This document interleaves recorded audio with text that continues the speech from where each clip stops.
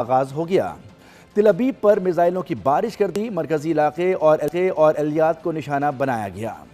درجنوں افراد اس میں زخمی ہونے کی اطلاعات بھی ہیں۔ بحر احمر میں امریکی طیارہ بردار جہاز میں آگ بھڑک اٹھی، 2 اہلکار زخمی۔ امریکی حکام کا کہنا ہے کہ ایران نے اپنے حرمت میں بارودی سرنگیں بچھانا شروع کر دی ہیں۔ ایران کی تردید۔ اماراتی وزارت دفاع نے ایک دن میں ایران کی 10 بیلسٹک میزائل اور 26 ڈرون مار گرانے کا دعویٰ کر دیا۔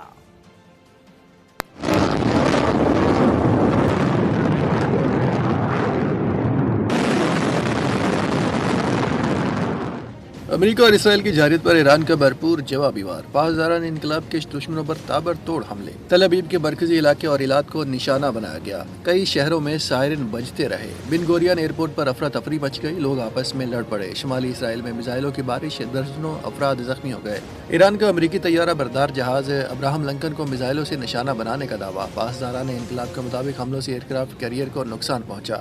خلیجی ممالک میں بھی امریکی فوج کے اڈوں کو تاک کر نشانہ بنایا گیا۔ بحرین میں میزائلوں اور ڈرون سے حملے۔ عراق کے شہر اربیل میں فرانس کے فوجی اڈے پر حملہ، فرانس کا ایک فوجی ہلاک اور متعدد زخمی ہو گئے۔ صدر میکرون نے تصدیق کرتے ہوئے فرانسیسی افواج پر حملہ ناقابل قبول قرار دیا۔ عمان میں ڈرون گرنے سے 2 افراد چل بسے۔